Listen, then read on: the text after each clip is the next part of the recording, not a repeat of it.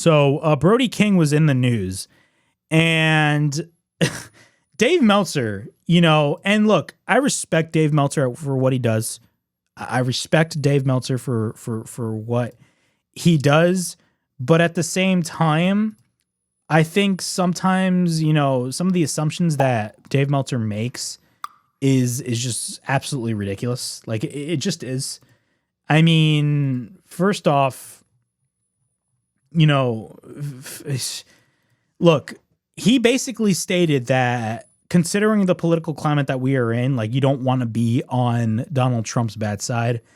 He basically made the assumption that Warner Brothers Discovery was the reason why he wasn't on AEW television. So I'm reading this from The Takedown on Sports Illustrated. Brody King did not appear on Wednesday night's episode of AEW Dynamite in Ontario, California, but Warner Brothers Discovery claims that his absence had nothing to do with the F-Ice chants coming out of their airwaves. Now, why were they chanting F-Ice during a Brody King match? Well, it's because on social media, and even in the ring, like, he would always have shirts talking about, like, abolish ICE and all that. Look, your political opinion is your political opinion. That is it. I'm not going to go political on here because, again, it's not my place. Again, it's you believe what you want to believe. It is what it is.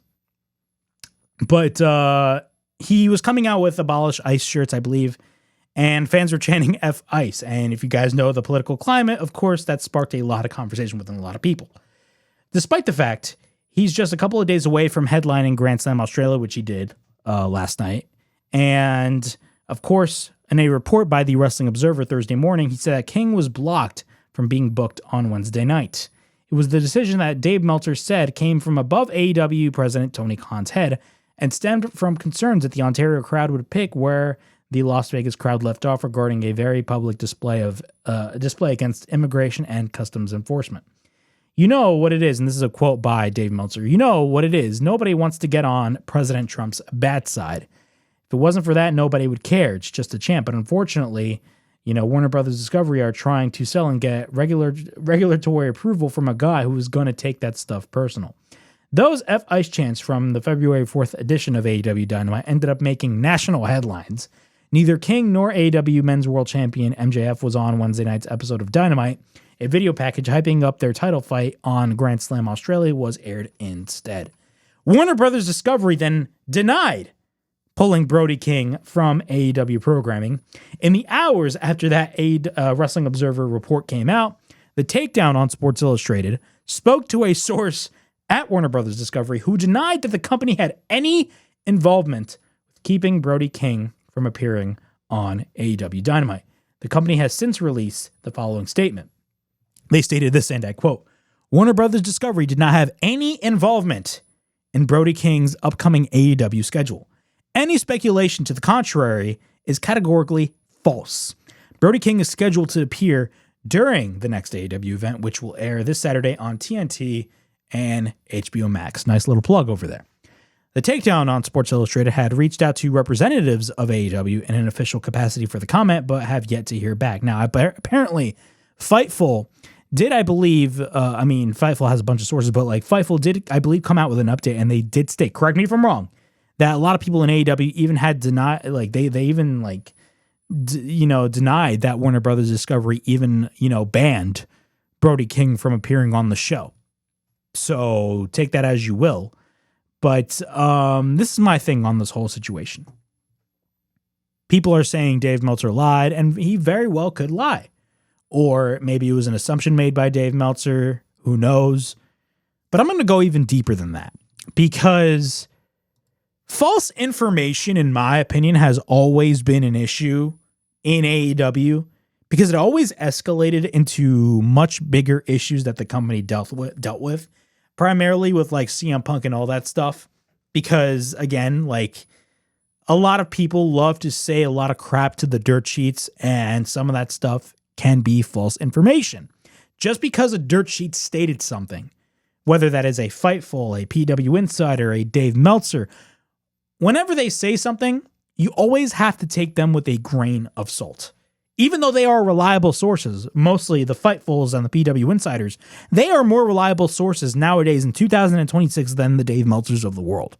And Dave Meltzer, could get a lot of things right, but he also could get a lot of things wrong.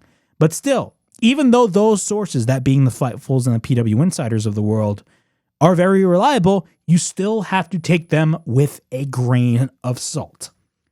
I'm going to make this assumption now, and I hope nobody quotes me on this because, again, this is just speculation on my end because I know a lot of wrestling fans love to speculate a lot of crap, but I'm gonna speculate this right here and right now.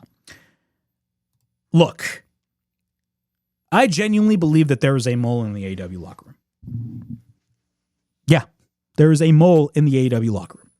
Somebody is spreading all this BS information with all the drama that we used to hear a couple of years ago from the AEW locker room. We don't see a lot of drama nowadays. Like nowadays, they're kind of more safe in terms of like whenever they deal with drama, they immediately like squash it.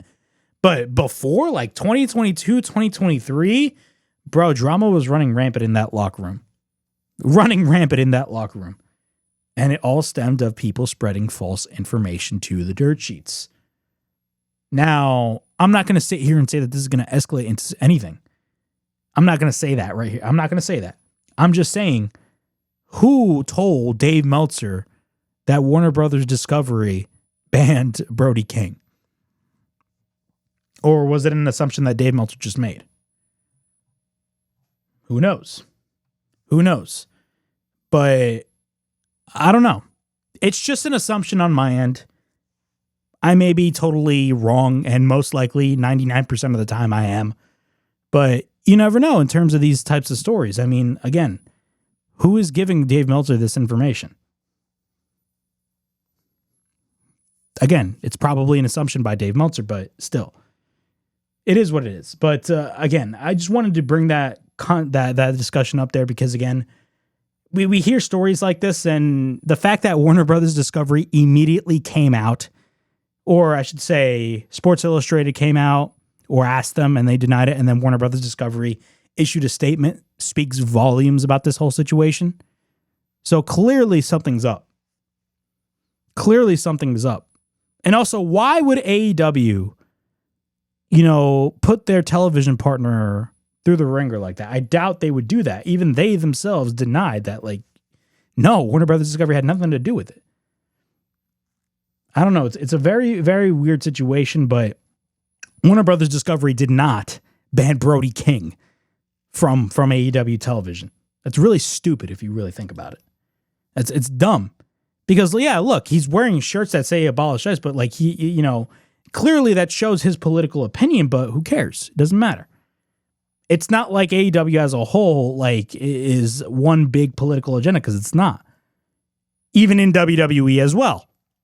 Because WWE, yes, they lean heavily towards President Trump, but that's like the top brass. We don't know what the talent believes.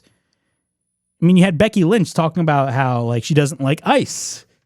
Okay, that's your political opinion. So why are you going to ban somebody for their political opinion? You know what I'm saying? Doesn't matter what you believe, whether you're right or left. It doesn't matter. You believe what you want to believe. This is America. You know what I'm saying? Freedom of speech. Freedom of speech. It is what it is. But in terms of this, Warner Brothers Discovery did not ban Brody King. It just makes no sense. Why would they do that? And the fact that they even issued a statement goes to show you that they didn't do it either.